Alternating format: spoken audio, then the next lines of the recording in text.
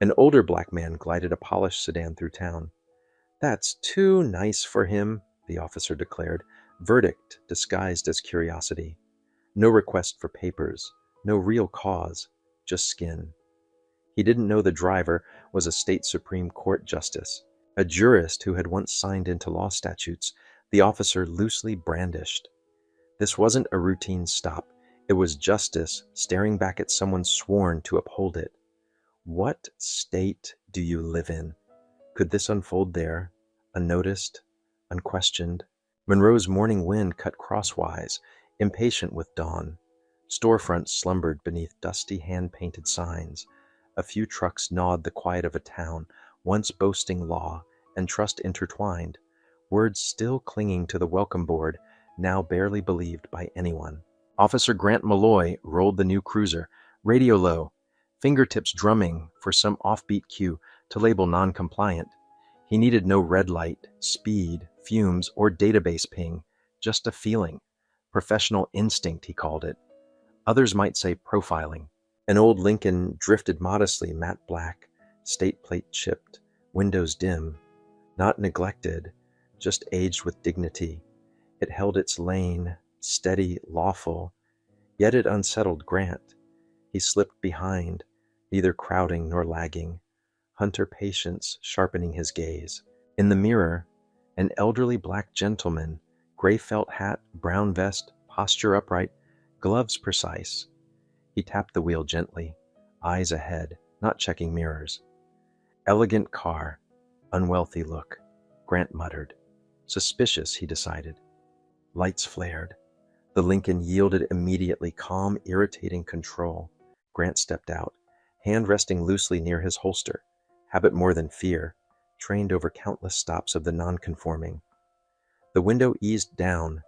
The man's gaze, level and steady, felt like X-ray glass. Not defiant, not submissive, simply seeing through him. "Morning," Grant said, voice neutral, neither warm nor cold. "Do you know why I stopped you?" The elder inclined his head. No smile, no bristle. "You have your reasons," he said. "I wouldn't presume to guess." Polite ambiguity unsettled Grant's rehearsed cadence. "Where you headed?" Grant asked, louder, volume substituting for confidence. "A farewell," the man answered, eyes forward. "Who passed?" asked Grant, feigning care. "A piece of history," the elder said. The system showed the plate clean. Calm patience irked Grant's need for leverage. Identification, Grant requested. A slim, worn leather wallet appeared. A government card gleamed with a faded silver seal. Grant turned it in his fingers. "Never seen this," he said, half joking, probing. "Convincing forgery, maybe?" The elder nodded. "If you think so, call it in." Grant expected heat, a spark. Instead, he met unbothered steadiness, cooperation without capitulation. Punching a curtain, that's how it felt. No impact, no triumph. "Where are you from?" he pressed. "Here." "Since when?" "Before you were born." No insult, just granite-still composure. "Pop the trunk," Grant said. "Your grounds?" the elder replied. "Suspicion of something unusual." "Put that suspicion in writing?" "I haven't drafted a report yet, so a feeling," the elder concluded. Grant stepped back, authority wobbling as the exchange refused his script. He called dispatch to run the ID. "Name?" "Elias O. Granger." A long pause. "You mean Justice Elias Aaron Granger?" Grant's fingers stalled. That's what it reads." "Hold." Silence arrived, not empty, but heavy, like a room holding breath before consequence. A new voice, deeper, refined, colder. "Are you requesting verification for Justice Elias O. Granger?" "Yes," Grant said, throat drying. Keystrokes ticked through the line like distant hammers. No reassurance, no question, just the sound of systems aligning to a single name. Grant ended the call, control clawing back. The sky brightened, the air dense around the Lincoln. The elder sat statue still, hands proper, breath unhurried. Grant approached again, the ID between finger and thumb, testing edge and ownership, uncertain which he held. "You sure this is legitimate?" Grant asked.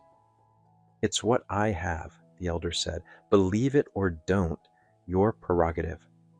The tone jarred Grant, not refusal, not fear, merely unwilling to perform submission. His thumb eased off the card as if it touched dust. "Step out of the vehicle," Grant ordered, steel layered over doubt. "Under which regulation?" "State policy permits exit requests on reasonable suspicion." "And your suspicion?" He had none, beyond unusual behavior. "Because I didn't meet your gaze, because I won't overcomply." "I'm cooperating," the elder said. "I simply don't surrender what isn't required." Experience, distilled, brushed Grant's edges like a key searching a lock. His responses frayed. "Open the trunk," he barked, reaching for command again. Authority seeking a foothold in thin air. Seatbelt off, the elder stepped out, upright, unhurried. "I'll open it. If you find nothing, what then?" Grant had no answer for nothing, only drills for wrongdoing. The trunk lifted, white flowers wrapped in brown paper, a folded fedora, a small engraved wooden box. He traced the box's letters, E. O. Granger. "What do you need to inspect?" the elder asked. "No weapons, no contraband, only memory." The simplicity disarmed Grant more than emptiness might have. Too solemn to ignore, too clean to contort into suspicion.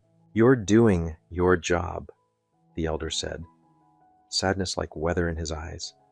"But your job doesn't license you to misread who I am." Grant felt unmoored, overpowered not by rage, but by a presence that refused to validate his imagined authority. He lingered, staring into a trunk that had stopped being evidence and become a canvas he failed to interpret. Retreating looked like defeat. The elder closed the lid, then nodded. No surrender, no challenge, only refusal to accept what shouldn't be normalized. The nod chilled Grant because he couldn't decode it. He was accustomed to stammers, pleas or anger. Instead, unflinching quiet, he searched for a flaw to grip, found only composure, a dignity unhitched from titles, a man with nothing to prove. Grant flipped the ID again, now stalling, not scouting. Silver edges worn. "Judicial authorization," faint print beneath. "Elias O. Granger, appointed under constitutional authority."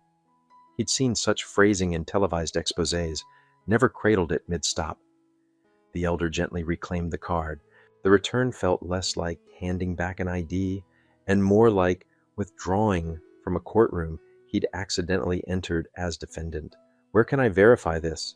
Grant asked, voice lower, slower. "Over a lifetime, in conscience, and if you insist, call the state Supreme Court." Grant didn't call. He felt the warning flare not from fear, but from the man's lack of it. Throat parched, sweat cooling his spine, Grant tasted an exam with no posted questions. He had the vocabulary, but the grammar of justice slipped. A woman passed, grocery bag crinkling. Recognition widened her eyes. She stepped back to the sidewalk's edge, trembling fingers telegraphing caution.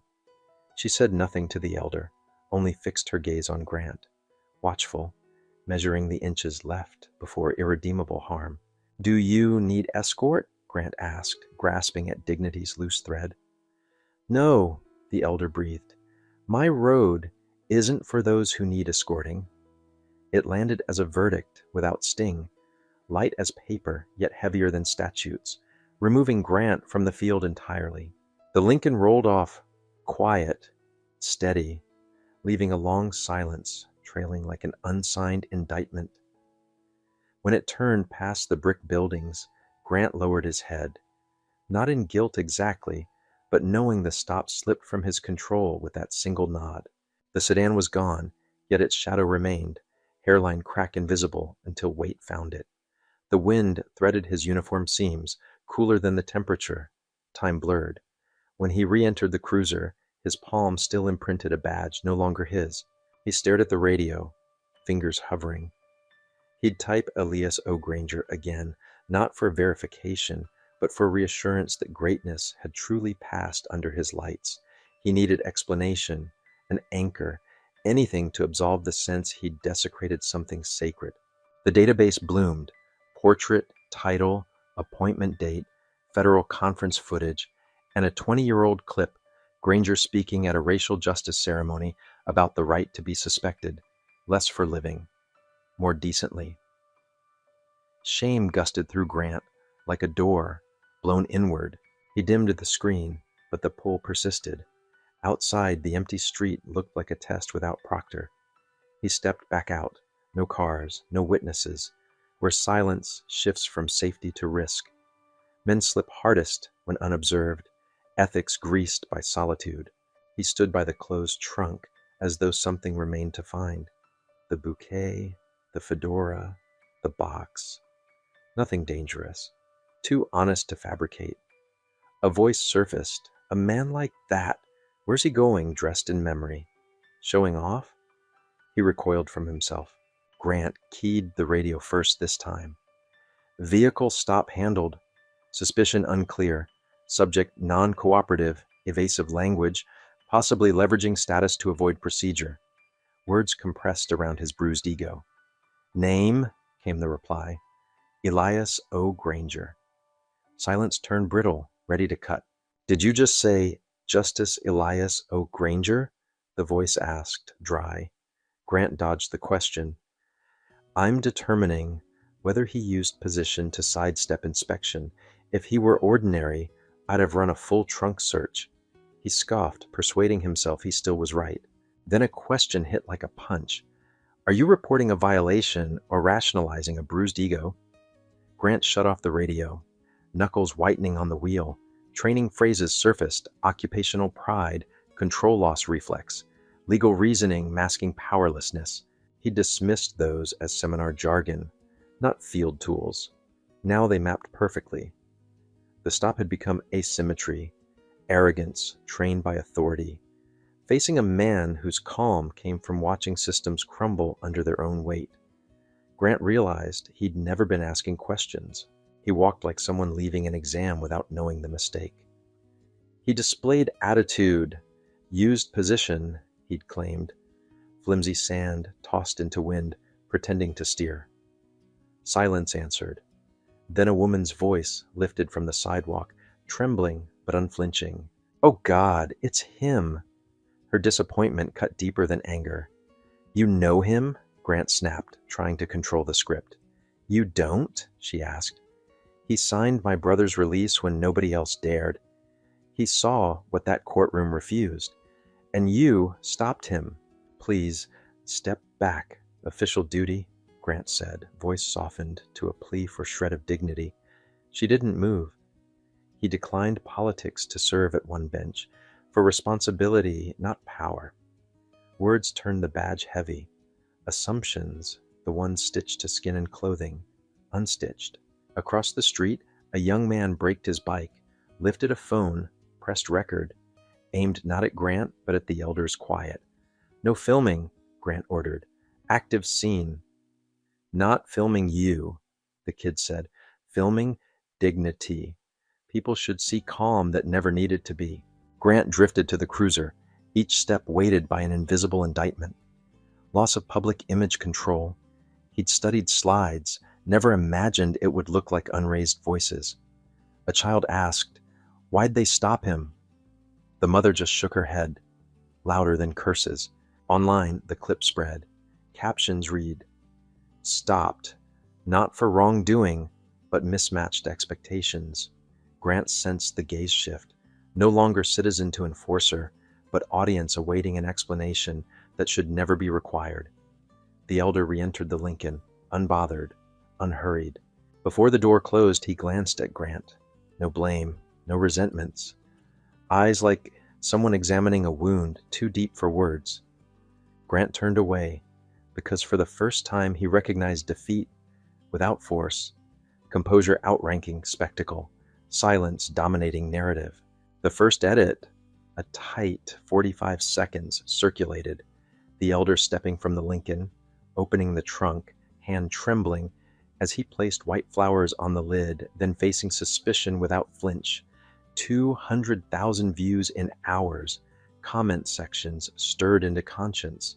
"I don't know him," one wrote, "but his quiet made me ashamed. I thought this wasn't my problem." Another, "This isn't just racism, it's justice insulted by indifference." A verified account, "He saved my life in '91. Seeing him stop like this, I can't forgive it." A car pulled up. A nurse shouted, "If a cop doesn't know who they're dealing with, they shouldn't wear the uniform."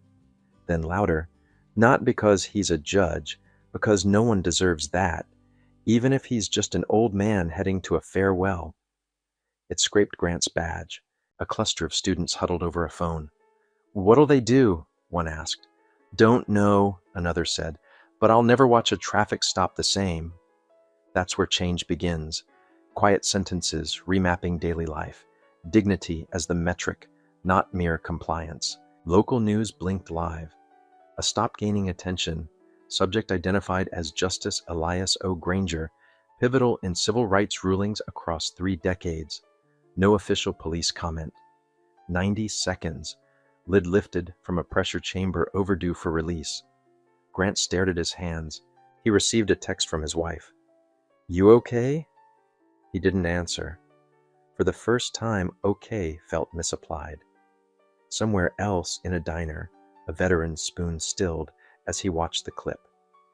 "Bring the check," he said. "I need to see him." Gratitude demanded motion.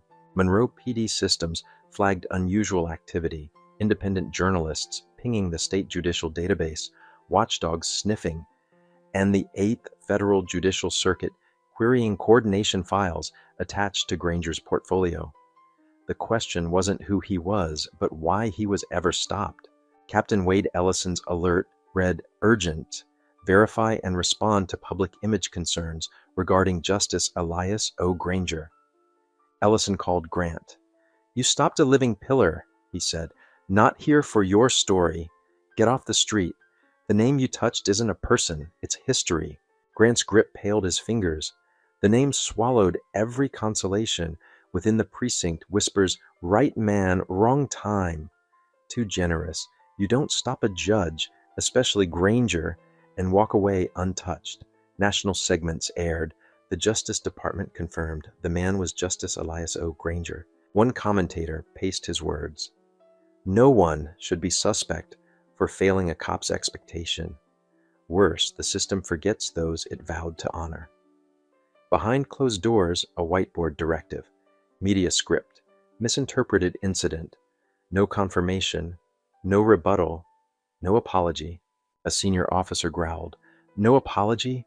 I didn't serve overseas to watch the man I respect most treated like a criminal with a record." The room hushed. Granger's name had passed beyond memos, reflecting whether the institution remembered its sworn values. High schools played the clip in civics class. "What is justice?" a teacher asked, "if its representatives are doubted?" A student stood. His gaze felt like someone who once saved the foundation, now watching it forget his name. Truth didn't require applause, only acknowledgement. Grant sat staring at his badge, waiting for it to defend him. It stayed mute. Silence of a symbol, cut sharper than accusations. Texts faded. Calls pivoted to another name.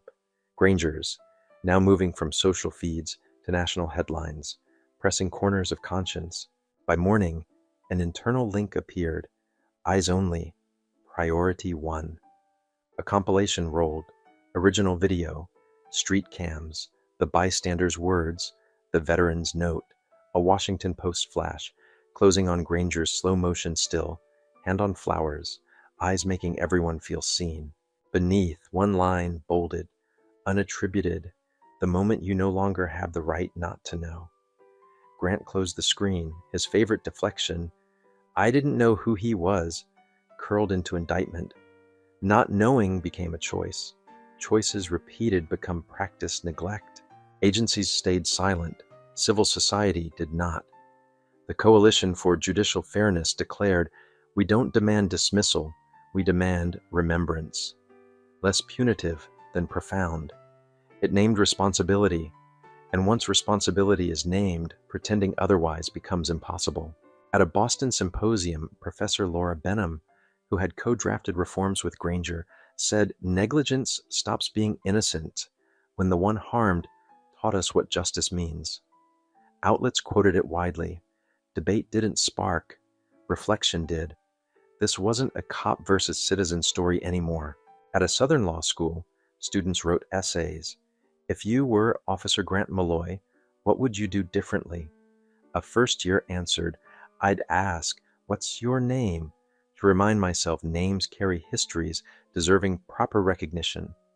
The essay went public, quiet guidance for tomorrow. Grant wrote nothing. Only his office phone rang, calling him to a media narrative alignment meeting. Room voices smoothed to neutrality. Ellison alone broke tone. I believed process could shield us. Granger didn't need process. He is the standard, reminding us why we serve. The meeting ended, conclusionless. Grant passed his door. Lieutenant Grant Malloy, traffic enforcement. The nameplate looked unfamiliar, drained of current. He remembered Granger's eyes, opening the trunk, waiting, saying nothing, yet shrinking a room simply by being present. Grant recognized Granger's name now held a mirror to society. Why didn't we see sooner? He entered the emergency room. No accident, only a name smoldering at the heart of headlines. Ellison sat, glass trembling slightly, then slid a thin folder toward Grant. It wasn't an internal report. It was an emergency contact log bearing the state's raised seal. Priority call. Chair, Judiciary Committee. Next page. Monroe PD has stopped Justice Elias O. Granger. Visual documentation spreading. State-level directives required to prevent moral crisis. First direct contact in 20 years, Ellison said. Grant nodded, throat ash dry. Not an investigation, yet a lens no explanation could outrun. The Deputy Attorney General called, Ellison added. What are you doing to preserve trust? I had no answer. We were trained to keep emotion out of procedure, Ellison continued, but sometimes even when procedure is followed, the outcome is morally wrong. The phone rang. Yes, yes. He turned. You're off traffic detail. Records for now. No public contact. Suspension? Grant asked. No, Ellison said. Separation from your collapse. Meanwhile, at Justice Office's aides reviewed Granger's file. Elias Orrin Granger, born 1946, appointed State Supreme Court Justice 1998, chaired federal civil procedure reforms, declined multiple federal nominations to keep the state bench. He never needed fame, someone said. He just needed not to be mistaken. The line drifted marble corridors like a quiet spell. Doors paused in their closing, as if architecture itself strained to hear a truth long starved of attention and air. The conference room door fell shut behind Grant like a period on the wrong line. Silence shifted from shield to sentence. At his new desk, no arrests, no radio, only a monitor and a front desk schedule. He sat exposed to a hallway of changed glances. At Jackson Law School, an academic symposium retitled itself overnight, Elias O. Granger, a forgotten standard. No guest of honor, just archival clips. 90s footage of Granger in crumbling courtrooms, quoting torn statutes by memory, later codified statewide. A silver-haired professor, once his researcher, addressed the packed hall. We seated him in back because he didn't perform, but he wrote the appeals that saved hundreds. Maybe we mistook silence for absence. That sentence became a headline, then a touchstone. Granger issued no statement. He refused interviews, kept reviewing clemency petitions weekly, asked about Monroe. He told a clerk, if I must explain my silence, I've already said too much. He became a symbol, order questioned without breaking, presence enough. The Federal Law Review published Elias O. Granger and the Cases That Never Made Headlines. 14 rulings shaped quietly, from a Louisiana death penalty reversal to forcing Mississippi to overhaul discrimination investigations. No pressers. He won, then stepped away, expecting society to remember. Grant read slowly. Each line nicked his old idealism. Follow the manual. Justice follows you. Granger hadn't followed. He authored frameworks. That truth exiled Grant from his safe perimeter. Evening roundtable. Veteran journalist. If Granger can be stopped, when did we drift? No one answered on air, but the question spread into boardrooms and classrooms by morning. Grant looked less like a villain and more like a cracked pane, gazes snagging, warping, reflecting what institutions ignored, excused, or neatly filed away as necessary. The oversight panel assembled, independent, state-appointed, tasked to reassess conduct through implicit bias metrics, not criminal, yet clearly consequential. Officers who knew Grant understood the silhouette. High anomaly detection rate, once celebrated, now reinterpreted. More stops? Thinner reasons, fewer records.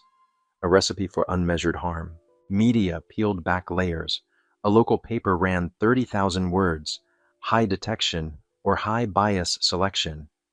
It showed Grant stopped people of color at 3.4 times department average, yet found fewer violations. The closing question skewered softly. Did decisiveness shield bias? Peers drifted away. A former partner told a reporter anonymously, "I thought he was brave because he acted. Maybe he just never had to stop and look." The line traveled, not condemnation, but realization that trust can mirror something larger and broken. Grant issued no statements. He clocked in, clocked out. Every corridor felt mirrored. People fell silent, not hostile, just different.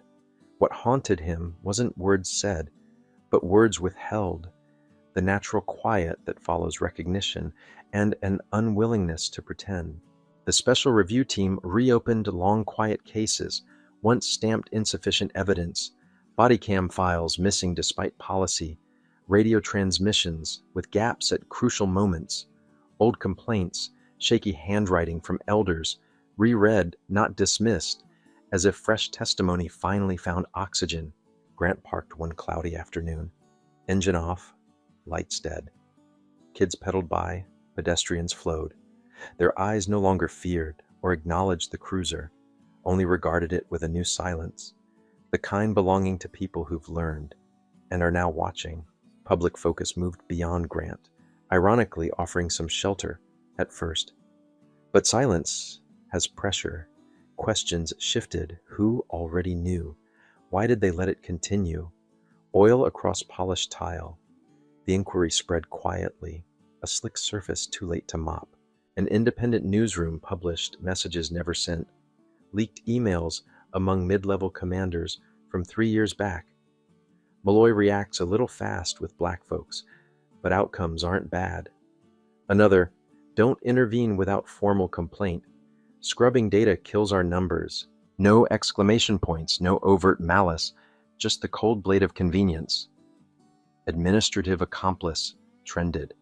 Citizens excavated payroll records, assignments, meeting notes.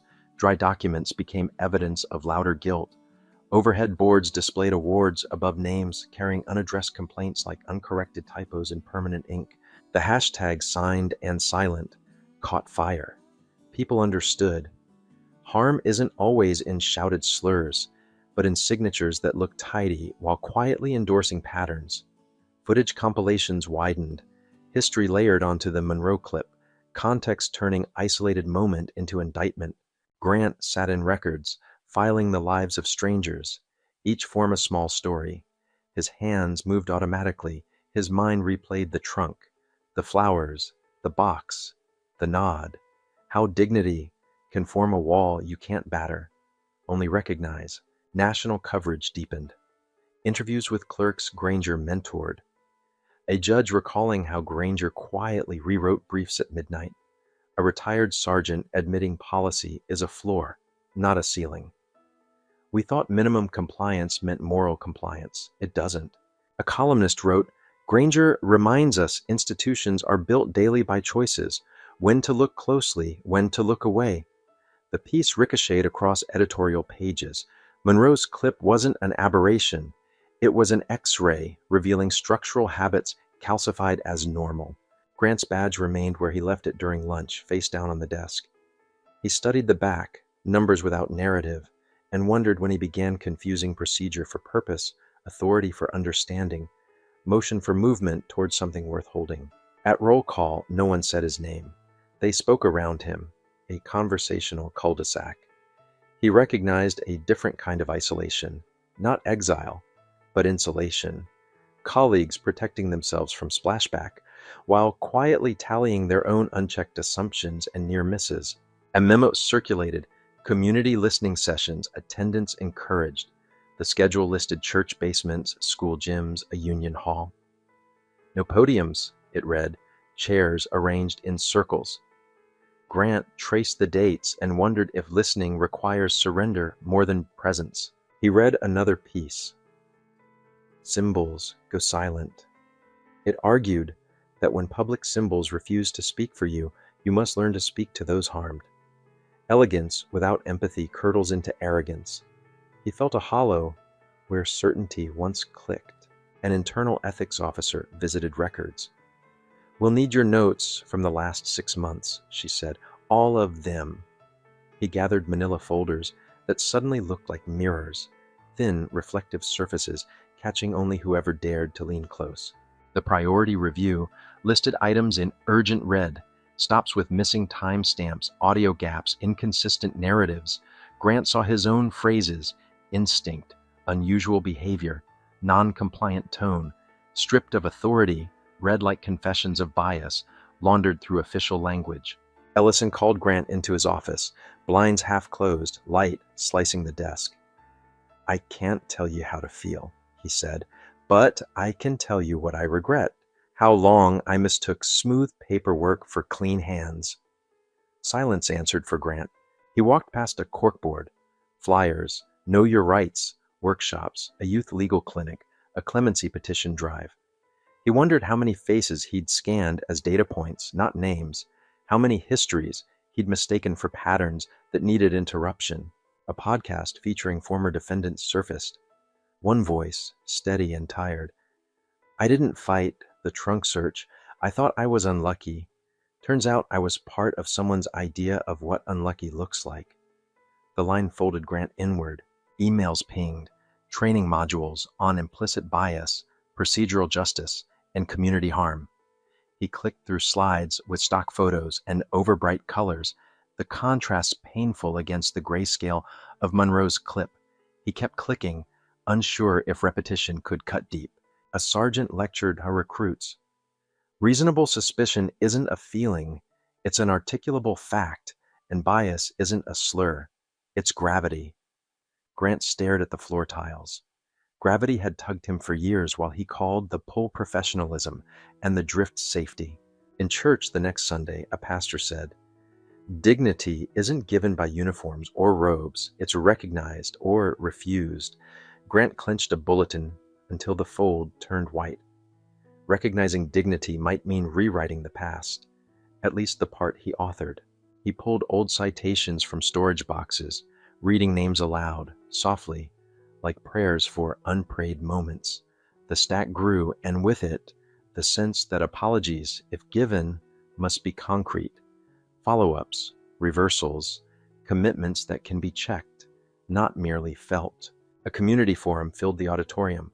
No stage, only leveled chairs. A woman spoke. "My son learned to stop breathing when he saw lights." A man added, "We carry our resumes on the dashboard." Grant felt each statement land like small, undeniable verdicts. Ellison addressed the room. "We failed to understand the cost of our certainty." He didn't ask forgiveness. He asked for work, policies to narrow discretion, audits with community seats, disciplinary teeth. Applause didn't follow. Pen scratched notes. That felt like progress. Grant stood outside afterward, breathing evening air like it might change him. Nearby kids practiced bike tricks under the street lamp. A mother corrected homework on a curb. Dignity looked like ordinary life unstartled. He'd interrupted too much of that. The records office door clicked behind him the next morning. On his desk, a plain envelope. No return address. Inside, a photocopied speech from years ago. Granger's address on quiet reforms and the habit of listening longer than your certainty allows. A handwritten note. This helped me once. Maybe it helps you. No signature. Grant reread the paragraph on accountability without self-immolation. Repair as daily practice, not performance. He folded the page into his wallet, unsure whether he deserved the kindness. Ellison convened another briefing. Paper stacks, red lines, new checklists. No more unlogged stops, review triggers, camera audits, community observers. Someone muttered about morale. Ellison replied, "Morale without trust is vanity." The room quieted, men and women swallowing rough truth. A data analyst presented. Outcome disparity persists. We measured efficiency, rewarded volume. That shaped behavior. She proposed metrics tied to accuracy and harm reduction. Grant remembered calling numbers proof of merit. Numbers can be proof of momentum off a cliff. Upstairs, a city council member read a resolution. Independent oversight with subpoena power. The vote wasn't unanimous, but decisive. Afterward, a clerk whispered to Grant in the hallway, "You looked lost at the meeting." He nodded. "I'm trying not to be." A legal clinic posted Granger's archival decisions online with plain language summaries. Students annotated margins. Here, he anticipates procedural abuse. Notice the remedy: narrow, practical. Grant clicked through. Each opinion was less thunderclap than tuning fork, correcting pitch patiently. He wasn't absolved by understanding, but understanding made denial impossible. He wrote 3 names on a sticky note, people he'd like to face, if given the chance. He didn't know what he'd say. Maybe, "I saw you too late. I'm trying now." The department circulated a draft apology, formal, careful, circled by lawyers. Ellison returned it, plain language. The next version read shorter, clearer. "We failed Justice Granger. We failed many of you. We'll measure change where you can see and verify it." A reporter asked Grant for comment. He declined interviews, not from secrecy, but because he hadn't earned a microphone. He walked home past a mural, hands reaching toward each other across a painted street. The gap between them looked small, felt vast. Online, a teacher shared a classroom exercise. List 5 ways to honor dignity during a stop. Students wrote, ask names, explain reasons, narrate steps, accept silence, see the person. Grant saved the slide, embarrassed that such basics felt newly learned. An internal memo reassigned him to community liaison under supervision, not punishment, practice. He would schedule forums, sit in circles, take notes, deliver updates measured by external eyes. He agreed without bargaining. Accountability, once theoretical, now had calendar entries. In the State House, policy advisors cited Monroe while debating reforms. Codify discretionary checks, one said. Tie funding to transparent metrics, another added. Remember Granger's playbook. Fix quietly, measure relentlessly. The room nodded, like people realizing politics can imitate patience. At lunch, Grant saw the young cyclist who'd filmed. He approached, careful. "Thank you," Grant said. The kid shrugged. "I filmed dignity." "I'm learning to see it sooner," Grant said. "I hope so," the kid replied, "because the camera shouldn't always be necessary." A neighborhood watch organizer asked Grant to attend a meeting. He arrived on time, stayed quiet, passed out pins, collected questions. He resisted the urge to answer quickly, writing each question exactly. No smoothing, no paraphrasing, letting the language remain sharp. Back at his desk, another envelope waited, this one from the veteran. "He saved me once," the note read, "by listening when I was furious. Do the same for someone who doesn't trust you yet." Grant folded it beside Granger's speech. Jackson law students published essays on first questions. "What's your name?" one wrote. "What do you need from me to feel safe?" Another, "May I explain each step before I do it?" A small liturgy forming, rituals that honor presence before procedure. A second feature explored Granger's unheralded bench memos, technical, humane, precise. He wrote for the litigant who couldn't afford a second mistake, a clerk recalled. Grant realized justice can be both exacting and merciful, not as opposites, but as alignment. Granger remained publicly silent, moving through his days. A neighbor said he still gardened early, trimming roses with quiet care. Granger's silence felt less like withdrawal and more like a bar set where others could see it without spectacle. Grant walked Monroe's streets deliberately, noticing how morning light hung on chipped signs, how the welcome board slogan read differently now. Law and trust weren't intertwined slogans. They were daily negotiations, renewed or betrayed by 1,000 tiny choices no camera catches. The records office felt lighter. He handled files with attention. He still faltered. Reflexes don't surrender overnight, but he caught himself sooner. He began asking coworkers for second eyes on decisions that felt easy. Easy, he learned, was suspicious territory. Evening news revisited Monroe with fewer graphics, more listening. The anchor closed. Change is not a statement, it is a calendar. Grant scribbled that on a sticky note, then added, and a mirror. He stuck it to his monitor frame. A battered sedan stalled near the precinct. Grant and 2 colleagues pushed it to safety. The driver, an elderly woman, thanked them, then asked, "You one of the officers from that video?" "Yes," he said, "I'm trying to do better." She nodded once. "Then start by remembering names," she said. "I'm Laverne." He repeated it, Laverne, letting the syllables anchor. Names are small bridges, he realized, spanning assumptions. Bridges don't end the river. They give you a way to cross without calling it a miracle. The oversight panel released early findings: gaps in documentation, discretionary bloat, outcome disparities. Recommendations: mandatory articulation, public dashboards, community auditors, consequence ladders. The report avoided theatrics, asking instead for sustained, measurable repair. Grant felt relief and responsibility intertwine. He carried the bouquet image with him, the way grief sat in the trunk like a guest of honor. Trunks are for storage, he thought. Some hold groceries, some hold pain. Either way, you open them gently when invited, not because you can. A recruit asked Grant privately, "What did you learn?" He answered carefully, "Certainty is addictive. Ask questions anyway. Narrate your steps. Dignity isn't compliance. It's presence. Don't confuse quiet with consent, or your gut with the law." The recruit wrote it down. An op-ed by a prosecutor admitted charging decisions once relied on officer instinct. "We're revising," she wrote, "because instinct has a bias footprint." Accountability braided across roles felt new. Grant printed the piece, underlined braided, taped it inside his locker.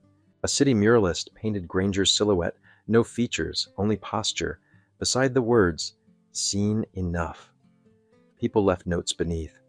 Family names, case numbers, thanks, questions. Not a shrine, more a bulletin board for commitments, proof that memory can work like infrastructure. Grant stood before it, hand brushing paper edges. A teenager read aloud, "Please don't make me teach my little brother how to survive being ordinary." Grant inhaled, wanting to promise. Promises were heavy. Calendars, mirrors, meetings. He could promise those today. He drafted an email. Subject: community update. Bullets: forum dates, new audit link, body cam compliance stats, policy draft feedback survey. He set reminders, scheduled rooms, ordered chairs. Not glamorous, but shareable, checkable. The work looked like logistics, felt like atonement. He walked home under Monroe's slow neon. A bar's sign flickered. The wind was kinder. His steps no longer sought control. They sought attention. Tomorrow's list waited. So did the mirror. He would try again, without applause, with receipts. Before sleep, he reread the photocopied speech. "Listen longer than your certainty allows." He placed it on the nightstand. Outside, a siren wailed briefly, then quieted. He thought of the Lincoln's steadiness and hoped steadiness could be learned, not only admired. At dawn, he brewed coffee, and wrote 3 emails to Ellison, thanking him for plain language, to the analyst, asking for training on harm metrics, to the community organizer, requesting a standing monthly check-in.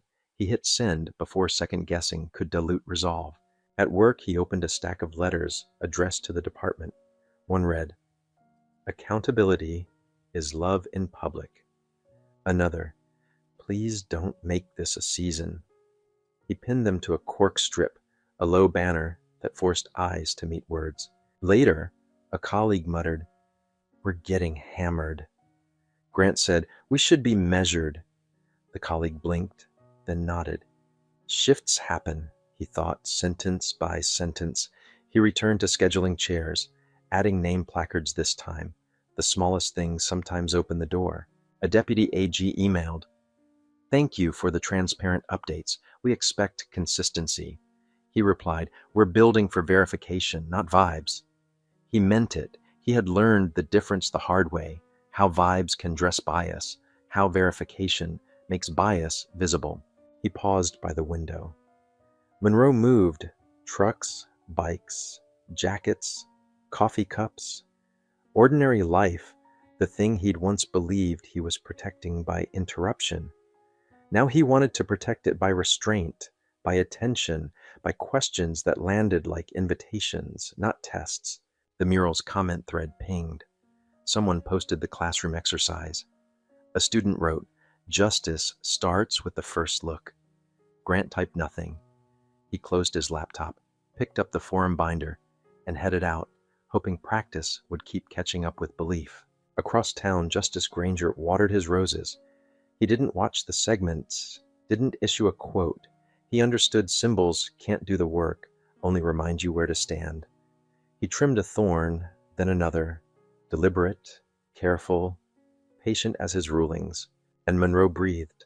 No declaration, no parade, just a town making room for repair measured in chairs set out, questions written down, answers returned on time. Not closure, continuance. The kind that keeps dignity from being extraordinary and keeps authority from forgetting its place. Memos, quiet flags, and caution emails from legal floated up, shared by staff who once considered themselves replaceable parts, not deciders. One draft warned, "Monitor Malloy closely. Racial skew suspected. Recommend reassignment." It languished, unsigned, unforwarded. It sat buried in the chief counsel's drafts 2 years, like a bandage hiding rot. Asked behind closed doors why he never acted, the attorney said, "I assumed somebody else would." The line leaked, echoing like a verdict without jurors. A remix looped that excuse over a somber bed. 5 million views in 2 days. Thought someone else would became indefensible shorthand. The Law Enforcement Guild polled staff. Numbers cracked like ice underfoot, spreading faster than anyone could manage. 72% admitted noticing or suspecting misconduct, yet felt unauthorized to speak. Publication deepened outrage. Few believed in bad apples anymore. Focus widened to barrels, shelves, the warehouse. A meme went viral. Cracked concrete captioned, "No one broke it, everyone stepped past." Grant Malloy wasn't the center now. He'd been removed from the blast zone. Not absolved, simply eclipsed.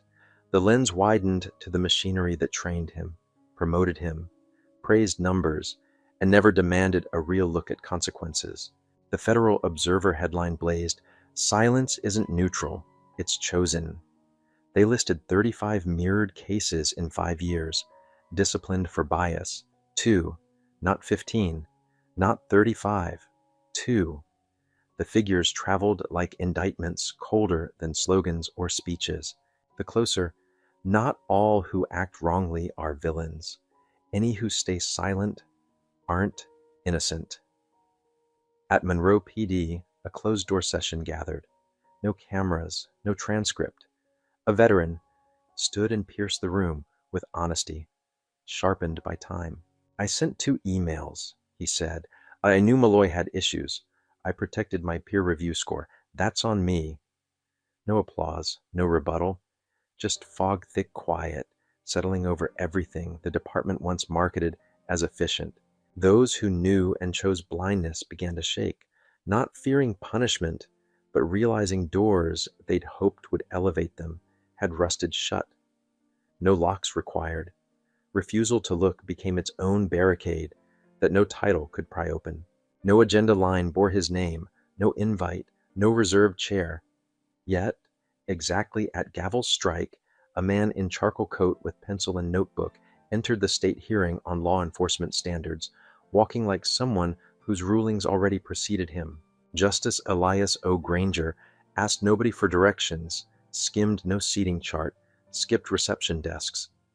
He moved past murmuring officials, turned left along stone tile, and chose the fifth row from the back, by the exit, neither honored dais nor press bench. Within minutes, no one dared suggest he didn't belong. The chamber's air recalibrated. Talking points slowed, eyes ticked rearward, and Granger's pencil kept steady time, like a metronome reminding everyone the score would be judged differently today. No introduction named him. Still, the presiding officer paused twice when his gaze crossed that back row. It wasn't celebrity, it was conscience seated.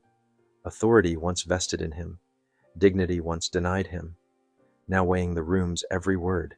A young delegate, first forum, rose after polished riffs. "I don't have data or a grand plan," he said, "but one person here kept my father in law school because of one sentence overheard in 1999. The chamber turned. Granger didn't. He kept writing, compact, methodical, like he was recording a hearing without a judge, but with all testimony needed for a verdict of the soul. The room caught itself holding breath mid-argument. A reporter reached to tweet, but froze as the State House stream flashed an odd caption. The room turns. One man hasn't spoken. 42 sit straighter. No source, no hashtag. Yet syndication spread. Silence needs no statement. Later, a delegate stood. "I clerked for Justice Granger. He didn't teach me how to win. He taught me how not to win and still keep honor. Justice doesn't demand the floor. It asks to be seen." The line never made official minutes, but crawled TV tickers nationwide as a question. Since when do we seat a state Supreme Court justice in back and feel like we're the ones on trial? Law schools printed it on shirts, black letters, white cotton. Justice doesn't need to speak. It needs to be seen. At ethics dialogues, cameras drifted from panels to rows of silent shirts, messages carried between shoulder blades louder than podiums and press kits. 3 hours. Granger said nothing. No nods, no frowns. A rear camera caught one moment. A young lawyer rose to defend a procedural dodge. His gaze met hers. She sat. Later, "I wouldn't defend what I don't believe, especially before him." The pencil scratched on. Fragmented notes no one would read. When adjournment landed, Granger closed the notebook, left unescorted, unimpeded. The chair turned to the chamber. Maybe policy won't change today. Posture did. Someone in back made us look backward. For the first time in years, Elias O. Granger left as he'd entered, wordless. Yet behind him, an entire hall sat taller and measured their justifications against something that no longer felt appropriate for the moment or the future. Meanwhile, miles away, Grant Malloy sat in a tiny TV studio. No audience, no handler. A young producer leveled sound. "Ready?" He nodded like someone who realized later honesty would mean less than honesty right now. A muted ticker scrolled earlier. Students refusing civics homework asked whether good citizen includes harming others legally. No mention of Granger, yet the question's origin was obvious. The red light blinked on. There was nothing left to outsource. No graphics, no badge. Faded blue shirt. "I thought I was doing right," Malloy began, eyes off camera. Maybe finding Granger's stillness, I followed protocol, spoke the trained language, filed correctly, believed that excluding emotion made me a good cop. Silence stretched, uncomfortable enough to be listened to. A tech behind glass glanced away. Some confessions are quiet, yet difficult to sit through. Sometimes leaving emotion out is the mistake, he continued. Emotion recognizes the human, not the subject. He looked into the lens, neither apologizing nor arguing, like reporting a crime scene within. I stopped him, Because I couldn't reconcile the man and the car, the steadiness and my training's expectation that calm equals concealment. He repeated unspoken expectations like engraving the phrase into himself. The producer sensed analysis masquerading as poise, a man dissecting his dual role, perpetrator and exhibit, on tape. I didn't yell or strike, he added, but I placed him somewhere I'd never place myself, his hands flattened on thighs, balancing a three-legged chair. A hallway clatter, folding chairs stacked, pulled his eyes to the door. A tiny break viewers would later freeze because authenticity can't be reenacted, not even to apologize effectively. I'm not asking forgiveness, he said. Unscripted. The producer didn't cut.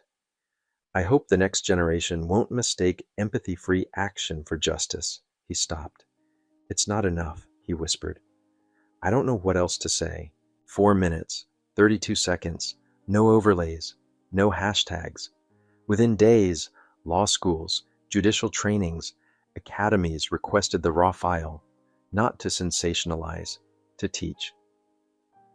In Northern California, a professor paused the frame and asked one question. Does he feel remorse? No, a student said. Neither do I, the professor replied. We don't need sorrow. We need courage not to lie about what we did. Nobody took notes. The class stood and left, carrying it bodily. No banners followed, no marches, no trend lines. Society shifted like tide without surf, washing away structures mortared by willful blindness. Everyday habits reoriented quietly, the way driftwood reveals the current long before charts reflect it. In Tennessee, a teacher mispronounced a black student's name. Nobody laughed, nobody corrected. The student wrote, I am not your mispronunciation. The image traveled, captioned by others. He doesn't need to be called right. He must not be called wrong.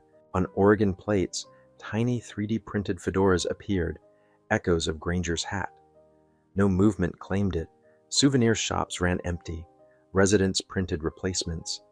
Soft-spoken symbols whispering, I saw, I won't look away, attaching memory where stickers once bragged. Nebraska court clerks shifted scripts, not what's your name, but what would you like me to call you properly? Subtle, overdue. For lives misnamed by systems, it felt like architecture moving toward people instead of demanding they shrink into forms. In Chicago, a professor screened Granger, sitting silently in the back row.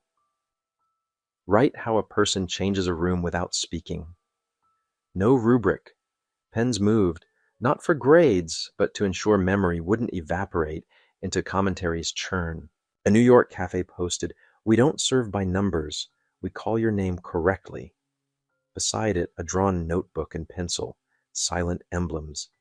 Anyone who'd watched the clip understood, remembrance expressed through ordinary accuracy, not commemorative plaques. Inside departments, nuance breached habits. Minneapolis Nights added, Can I confirm the spelling of your name? To citations, barely slowing time, drastically enlarging attention. Writing about people, not just incidents, began where ink meets dignity. In Des Moines, an elderly man cried when asked to confirm spelling. His citation carried his dead son's name. Not malicious, still wounding. The commander handwrote policy, never let someone's name be mistaken for one they've already lost. Chicago supervisors required reflections after reports, not to grade feelings, but to see that papers don't merely document others' errors, they mirror ours. A rookie wrote, I'm not detached when they look like they might disappear. The room listened. Malloy learned through strangers' eyes now. Not in uniform, he wasn't feared, but neither trusted. People regarded him like an old ink stain on good paper, too small to tear out, too large to write over confidently again. He entered his old cafe. No one ejected him.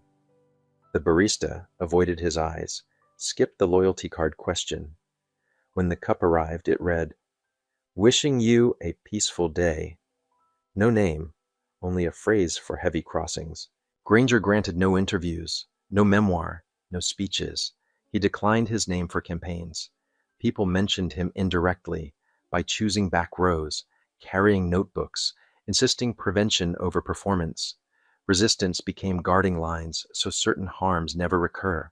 The tiny hat spread from hospitals to precinct lots to teacher parking. No directives, no commerce. A generation quietly exchanged rituals, choosing gestures that finally called things their rightful names. Not an ending, an opening chapter. In Illinois, a teacher wrote "good citizen" on the board. A boy asked, if someone follows rules but hurts people, are they still good? No curriculum waiting. The classroom held still, adults and children knowing the real lesson just arrived. She wrote 3 words, hurt, but legal, taped over the plan. We'll discuss this, she said, maybe all week.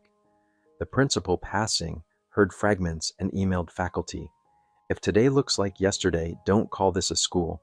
Maplewood canceled quizzes, roll call, homework, only 30 minutes of quiet writing.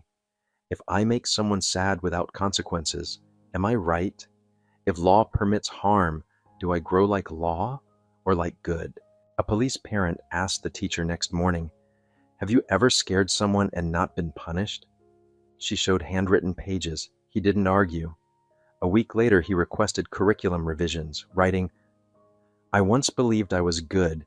My kids shouldn't doubt it. A publisher posted 1 page, shaky pencil on wrinkled paper. If the right thing makes people quiet, is it still right?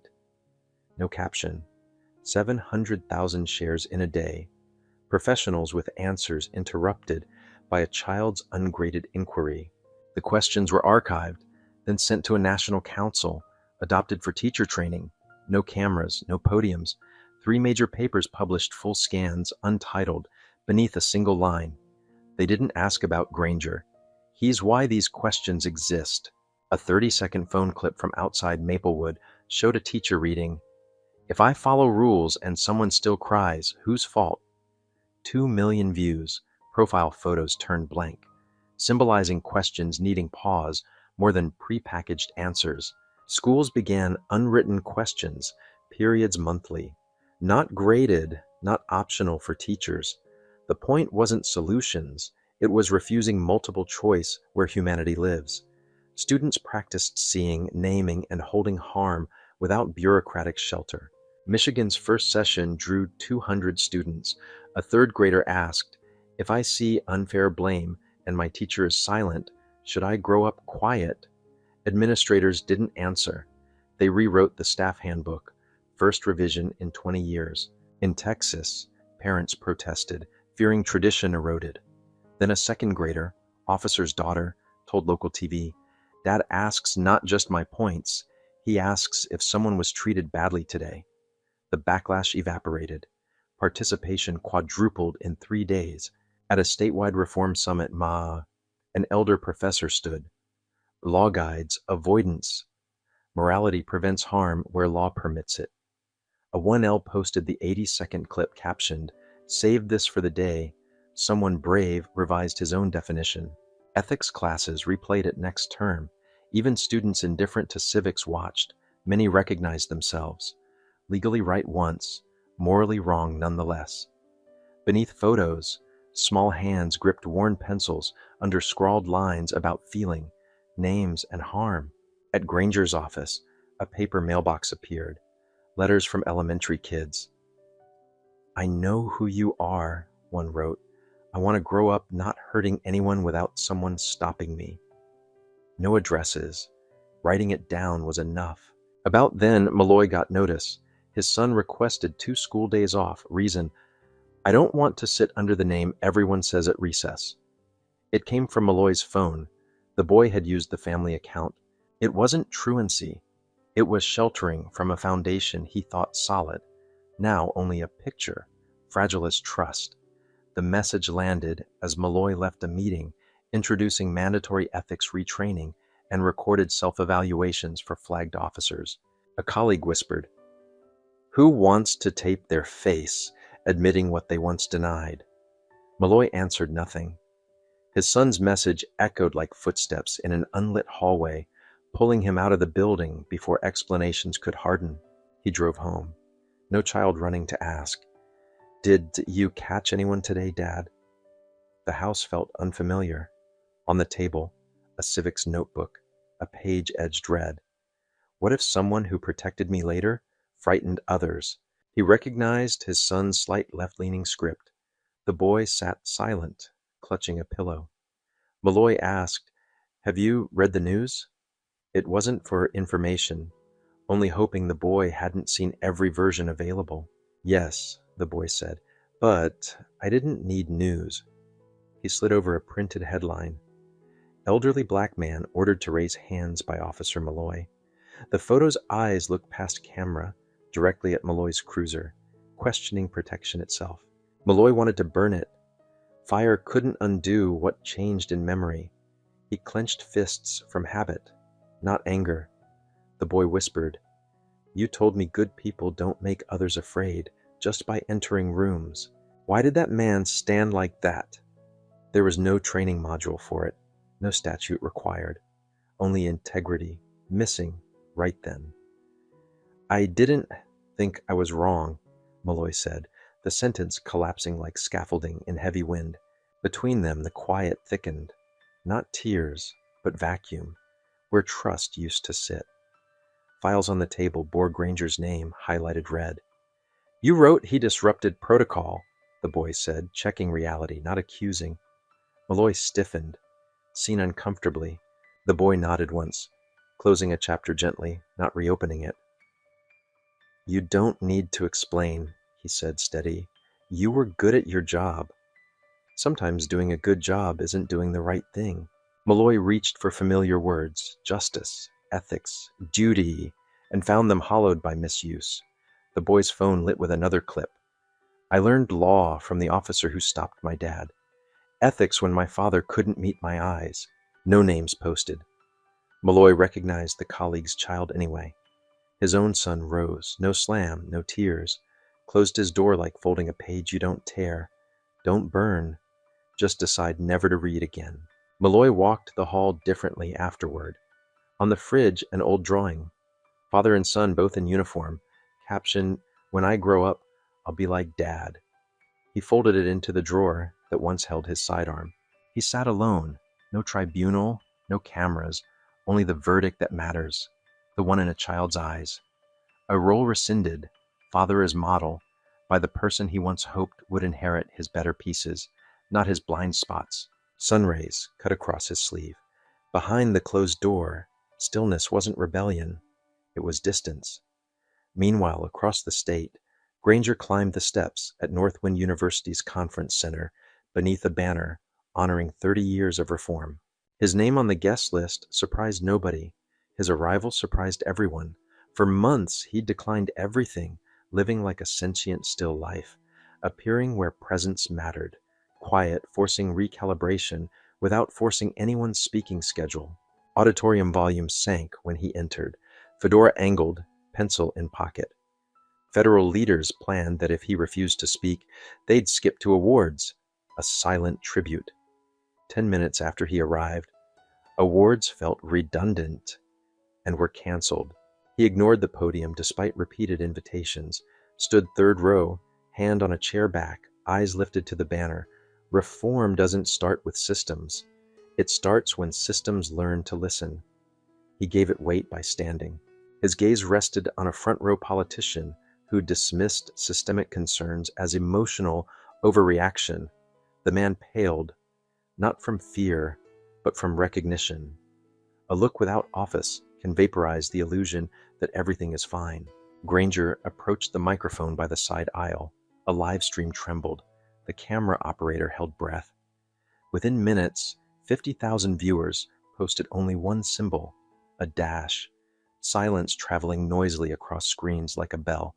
People refused to mute. The mic was live. Backup scripts waited. He spoke once. "At this point, who among you still believes I didn't know is acceptable?" Not accusing, just ringing. A room full of titles confronted the cost of curated ignorance. He didn't wait for applause, didn't bow.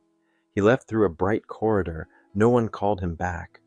Everyone knew if you must ask twice, you're unprepared for the answer that's already inside you. No viral fireworks followed. Just one sentence migrating through legal forms. Elias O. Granger. No bouquet, no speech. One question, then gone. A Massachusetts law school printed it on graduation folders, needing no context to justify presence. In Kentucky, a newly promoted captain pinned a note. Any report claiming I didn't know must include why you didn't try to know. Not a threat, an invitation to the longest overnight meeting on redefining knowing as responsibility. Since North Wind, nobody spoke of Granger the old way. Newspapers stopped front paging him. Programs stopped courting interviews. His presence didn't fade. It distributed, showing up as changes that didn't require his name to travel. In Wisconsin, identifying characteristics vanished from stop forms, replaced by, did the individual feel discriminated against? No legal teeth, only reflective ones. Writing it required looking again, not at features, but at whether authority became an instrument of harm. A decorated veteran officer froze mid-shift, unable to complete a line he couldn't answer without looking inward. An internal recording leaked. I'm not sure I've ever made someone feel less than human. It spread as an unofficial oath. In Carolina, a faculty board debated a portrait. Granger declined. Don't frame a person if their work helps others unframe themselves.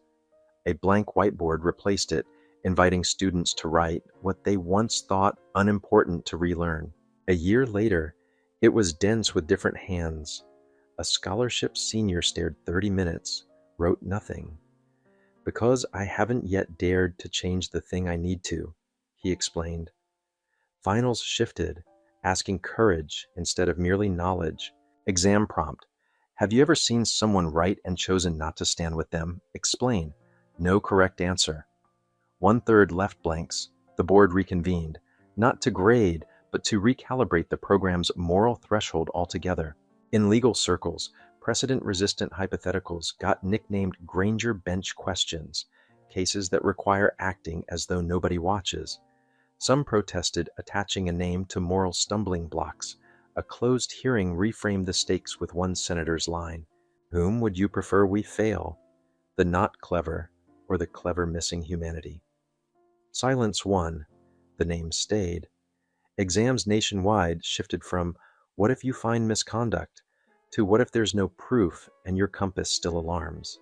In a federal coordinating office, a document titled Bias-Aware Communication Standards landed. A senior supervisor asked, "Must we formalize emotion?" An investigator set down his pen. I once met a man whose quiet changed rooms. You know who. A journalist scheduled for a feature series declined. I can't profile him. He turned every subject inward. The letter leaked. Debates flared. Can press narrate stories it previously ignored? Writers began publishing pieces about transformations, not protagonists. At a national debate tournament, organizers screened Granger seated in back. The prompt, how many failed to see before cameras forced noticing? Arizona's team ended with 30 seconds of backs turned. A judge wrote, the first wordless persuasive speech. A retiring professor left no party, only a draft reform repeatedly rejected for being too emotional. This final submission carried, I don't need thanks. I need to stop conscripting silence. The note lived above the courthouse copier. Granger stopped weekly office visits, moved to a quiet suburb. Mornings, you could hear notebook pages lift and breeze. He registered for nothing, wrote publicly nowhere, yet people referred to him anyway, by the changes they'd made. The one who rewired my reports, who made me meet students' eyes when saying their names, who showed me silence is an answer. At a Kansas used bookstore, a chair appeared beside Law, carved lightly, not for fame, for rethinking. Visitors sat briefly, then left slips of paper, truths they'd never said aloud. Granger never asked for homage. What remained was harder to dispute, not accomplishments, but a standard that travels without stamps, labels, or spotlights. He became structure, silence compelling self-speech in institutions allergic to mirrors, in outskirts where he ended meetings, hearings, applause that never mattered, a nameless road ran through eucalyptus. Each morning he walked it, notebook folded inside his shirt. Locals noticed a shadow stretched long. Nobody requested autographs. Few said his name. Not forgetfulness, fitness. Remembering him, the old way felt unnecessary. Remembering through behavior felt closer to the point he'd insisted on wordlessly. TV segments moved on. No person of the year, no ceremonies, no lists. Yet courthouse hallways shifted, registration desks softened, traffic stops began with names said properly. Nobody cited Granger precedent. Everyone behaved as though he was freshly mentioned. Far east, a teacher asked, "Who's your hero?" A boy refused names. Someone who says nothing and makes others start saying the right things. Pressed, he answered, "No one." People who question themselves, even uncalled out. It didn't reach the honor board. The page taped to the door all year read like a proclamation. Sometimes the greatest lesson isn't the event, but the space afterwards, where behaviors settle into truer shapes. No farewell, no ribboned medals. Leaving his office the final day, Granger's secretary found a notebook open to a blank page with one angled line. "If it must be retold, it hasn't sunk deep enough."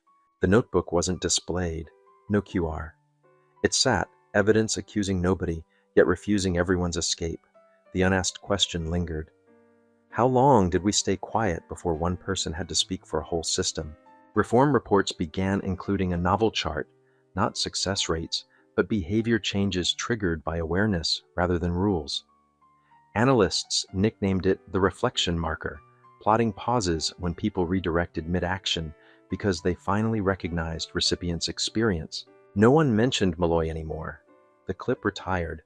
What mattered wasn't lodged in video.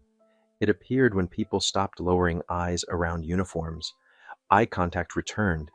Not challenging, not submissive, just level conversation no longer beneath law. At an education summit, debate arose.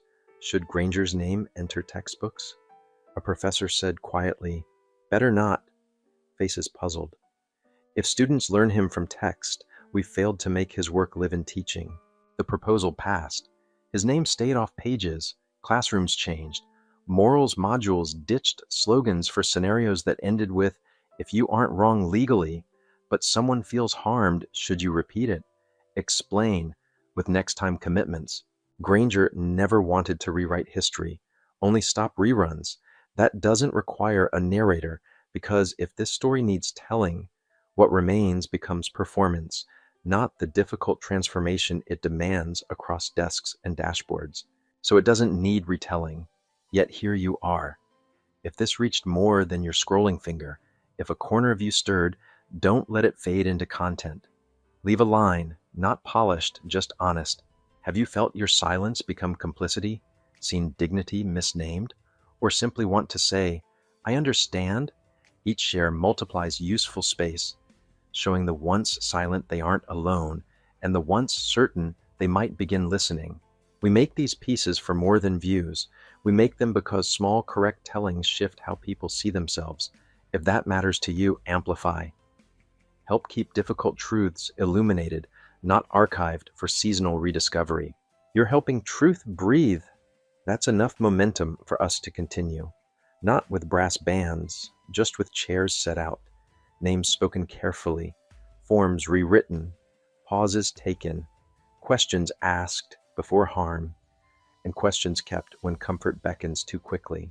Behind headlines and hearings, the work is calendars and mirrors, dates to meet, and reflections to face. Granger's question survives. Who still believes "I didn't know" is acceptable? The answer isn't syllables. It's conduct measurable by strangers. Malloy keeps showing up, scheduling forums, stacking chairs, writing names correctly, declining microphones. His son watches, sometimes from the doorway, sometimes from the driveway, deciding whether the old drawing might unfold again someday, uncreased. Departments revise forms, classrooms collect unwritten questions, courts swap portraits for blank boards, neighborhoods thread tiny hats onto plates. None of it fixes everything. All of it interrupts old habits long enough for newer ones to root. Granger walks that eucalyptus road at dawn, Notebook folded, listening to breezes turn pages. He doesn't need to write. The page remembers the hand. The town remembers the posture. The system remembers the pause, if it wants to last.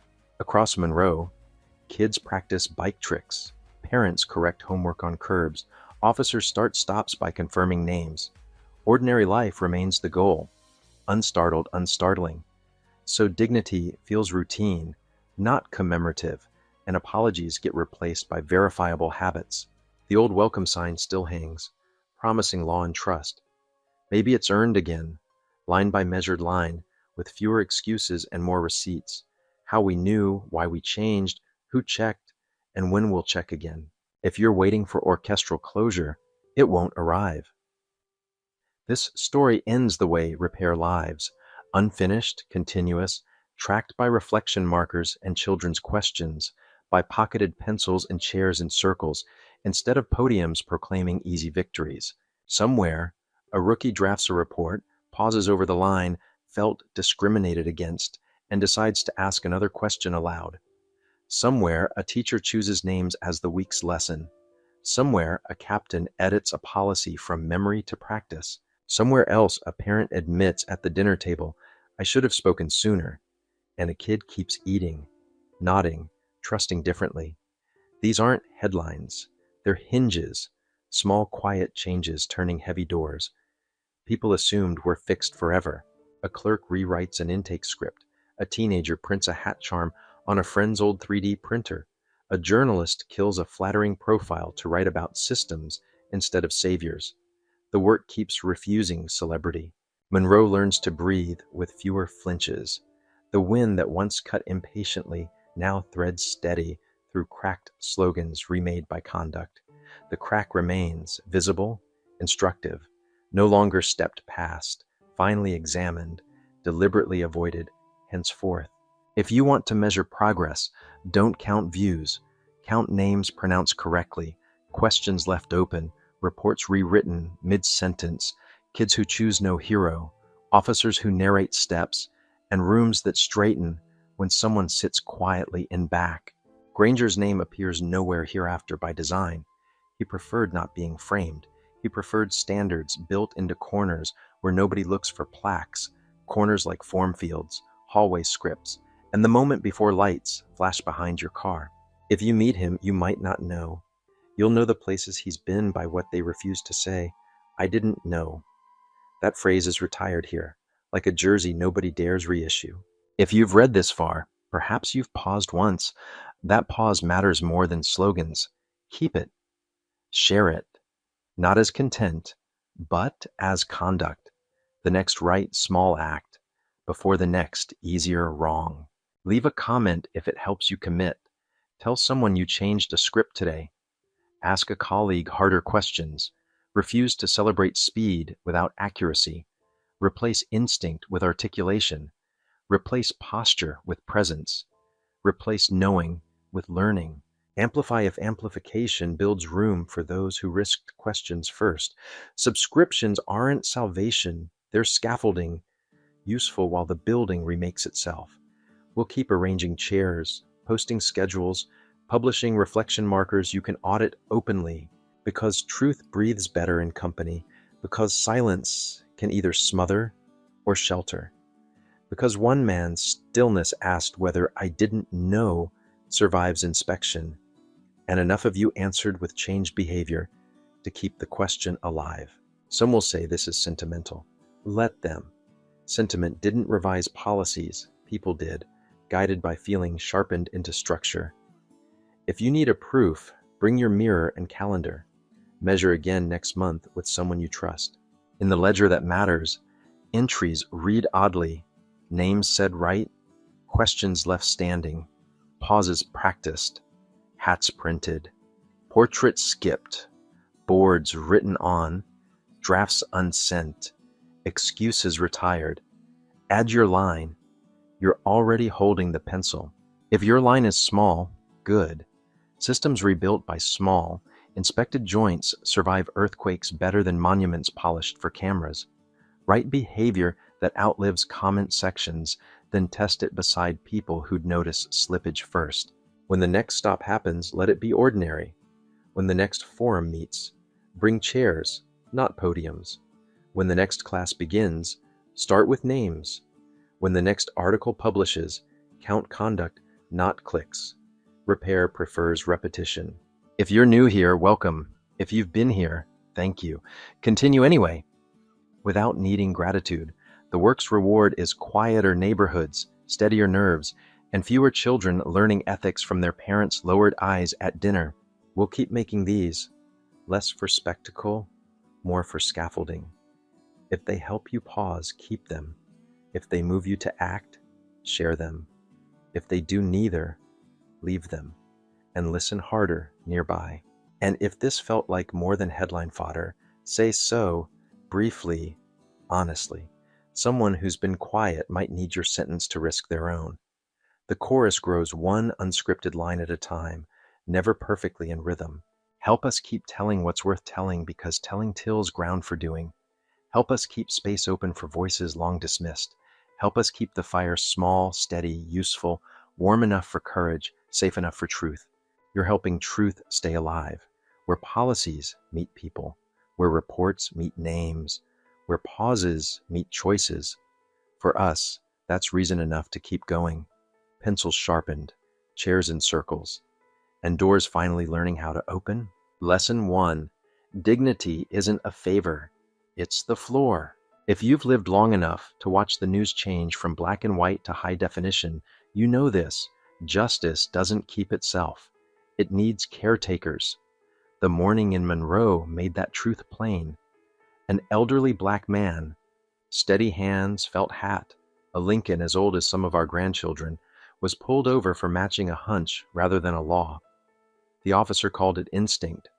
Our generation has a different word for it: profiling. Only later did he learn the driver was Justice Elias O. Granger, a man whose signature helped steer the law through hard seasons most folks would prefer to forget. But here's the point older Americans can hear with painful clarity. This never should hinge on fame. A person should not have to be celebrated to be seen. For those who remember bus boycotts, church basements, and quiet courage, the images in Monroe sting and ring familiar. The flowers in the trunk, the small wooden box with a name worn into it, the judge's calm that didn't beg and didn't bluster. It simply waited for the system to recognize itself. The officer had his phrases: reasonable suspicion, unusual behavior, non-compliant tone. But the judge had presence. That presence exposed the gap between procedure and decency. Many of us were raised to trust uniforms and robes because of what they represent. The older we get, the more we learn that symbols have to be backed by conduct, or the cloth turns flimsy. The first lesson is simple and hard. Dignity is not something authority grants. It's something authority must never violate. I didn't know is not a defense when the harm is a human being, standing right in front of you. Lesson 2. Change that lasts looks boring on TV, but it works. Our age group understands committees, audits, and ledgers better than most because we've served on them. After the stop, the real work didn't look like a movie. It looked like calendars and mirrors, meetings in school gyms with folding chairs in a circle, not a podium. Policies rewritten so discretion doesn't float loose without receipts. New forms that ask not only what happened, but whether the person felt discriminated against. Dashboards the public can actually read. Promotion criteria tied to accuracy and harm reduction, not just how many stops an officer can rack up before lunch. If you sang in the church choir or kept a union hall running on time, you know the power of repetition, habits that season a community. That's what grew in Monroe. Officers began to start with names and narrate each step. Here's why I stopped you. Here's what happens next. Do you have questions? It sounds small to someone 65 or 75 who remembers the knot in the stomach when a patrol car rolled by. It is not small. It is the distance between panic and breath. And while social media hunted for heroes and villains, wiser heads kept counting what really matters. Fewer unlogged stops, fewer gaps in recordings, more corrections made in real time. The second lesson is unfancy and therefore easy to overlook. Change that sticks looks like maintenance. It's measured by what you can check, not what you can cheer. Perhaps the most humbling piece for our generation is admitting how often silence helped wrong things survive. Thought someone else would act isn't just a line, it's a habit. In Monroe, that excuse finally ran out of air. Mid-level emails surfaced, not monstrous, just comfortable. Don't intervene without a formal complaint. Many of us have heard a version of that sentence at work, at school boards, in city offices. We know how it protects the wrong people and exhausts the right ones. Communities didn't ask for heads, they asked for hands, on clipboards, on checklists, on doors opening at the right times. That's how you rebuild trust sturdy enough for your grandkids to grow up under. Lesson 3. Repair is repetition, practice, not performance. Older readers have a finely tuned ear for empty apologies. We've watched decades of them. In Monroe, the better path took root, plain language, public updates, and a refusal to confuse volume with virtue. We failed Justice Granger. We failed many of you. We'll measure change where you can see it. That's not poetic, it's adult. It's what you say when you're ready to be held to something besides your intentions. The officer at the center did a hard thing most of us won't ever do on camera. He told the truth about himself without angling for sympathy. He named the gap between feeling professional and being humane.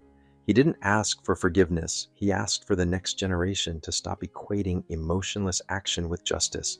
That admission won't fix the past, but older Americans know that growth that starts late can still bless a family. We've seen fathers and mothers change. We've been those parents, those supervisors, those church trustees who finally chose the longer route, write the letters, set the meetings, show the receipts, and keep going when applause fades. Repair spread in 1,000 quiet ways. Teachers starting with correct names, clerks asking, "What would you like me to call you properly?"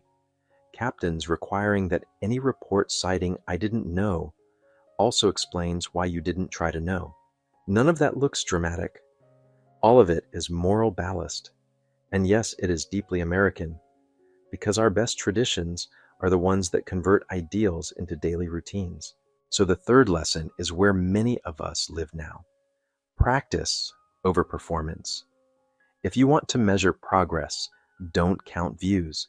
Count how many stops begin with an explanation, how many forms get corrected mid-sentence, how many meetings use circles instead of stages, how many children stop learning ethics from their parents' lowered eyes. Count the number of times we retire the comfortable excuse and pick up a pencil instead. That's work you can do at 65, 75, or 85, steady as a heartbeat. Conclusion, what we leave behind. The sign at Monroe still promises law and trust. Our legacy is to make those words true in the quiet ways that outlast headlines. Names said right, questions asked before harm, policies that withstand bad days, and a culture where "I didn't know" is finally replaced with "I learned," and here's the proof. For those of us who have seen America wobble and right itself, this isn't nostalgia. It's duty, paid in steady installments. Keep the calendar, keep the mirror, keep the pause. That's how dignity becomes ordinary.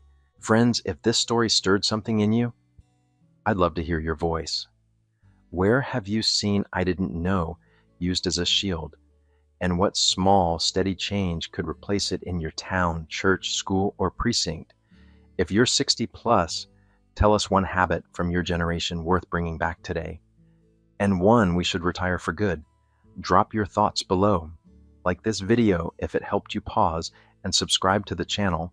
Our next conversations will share practical checklists and real examples you can use, not just ideas. Your comment might be the nudge someone needs today.